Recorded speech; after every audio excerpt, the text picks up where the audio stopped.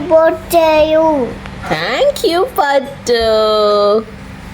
Hello hi, எனக்கு தான் இன்னைக்கு வந்து பர்த்டே. லாஸ்ட் நைட்டே வந்து சாம் வந்து சர்ப்ரைஸ் பண்ணுறேன்னு என்னென்னமோ வந்து நான் ஆஃபீஸ் போயிட்டு வந்ததுக்கப்புறமா வந்துட்டு உள்ளே டெக்கரேட் பண்ணுறேன்னு சொல்லிட்டு என்னென்னமோ ரூமை க்ளோஸ் பண்ணிவிட்டு டெக்கரேட் பண்ணிவிட்டு அதுக்கப்புறம் வந்துட்டு ஒரு கிஃப்ட்டை ப்ரெசென்ட் பண்ணுறேன்னு சொல்லிட்டு ஒரு வாட்ச் தான் வந்து ப்ரெசென்ட் பண்ணாங்க. ஏன்னா எனக்கும் சாம்க்கும் வந்துட்டு ஆஃபீஸ் ஒரே டைமிங் தான். அதுவும் வந்துட்டு என்னோட பர்த்டே அன்னைக்கு நான் வந்துட்டு லீவ் வேறு எடுத்துட்டேன். ஸோ என்னை வச்சுட்டு எதுவுமே பண்ண முடியாது. இந்த வாட்ச் வந்து சூப்பராகவே இருந்துச்சு. ஆனால் என்னோட கைக்கு கொஞ்சம் சூட் ஆகாத மாதிரி எனக்கு வந்து ஒரு ஃபீல். அது எப்படி இருக்குன்னு சொல்லிட்டு இங்கே கண்டிப்பாக கமெண்ட் பண்ணுங்கள். சாம்க்கு வந்து ஆஃபீஸில் லீவு கிடைக்கல. நான் வந்து நியூவாக வந்துட்டு ஆஃபீஸ் போய் ஜாயின் பண்ணது அங்கே லீவு தரல.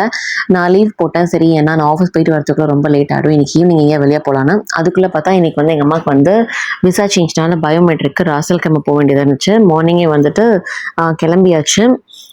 கிளம்பி காலையில் எழுந்து காஃபி குடிச்சிட்டு மட்டும் கிளம்பியாச்சு. எதுவுமே சாப்பிடல. இந்த குட்டி வாண்டை வச்சுட்டு போயிட்டு வரத்துக்குள்ளே ஐயோ அப்பப்பா வரத்துக்குள்ளே ரொம்ப பசி எடுக்க ஆரம்பிச்சிருச்சு. அதனால அப்படியே வந்துட்டு கேஎஃப்சி போயிட்டு ரொம்ப மாதம் ஆயிடுச்சு நாங்கள் கேஎஃப்சி சாப்பிட்டு. ஸோ கேஎஃப்சிக்கு போயிட்டு கேஎஃப்சி சாப்பிட்டுட்டு சாம் வந்து ஒரு 7 o'clock தான் வருவாங்க. ஸோ அப்போ வந்துட்டு வெளியே போய்க்கலாம் அப்படின்னு சொல்லிட்டு நான் அம்மா அது வந்து கேஎஃப்சி போயிட்டு அங்கே சாப்பிட்டாச்சு.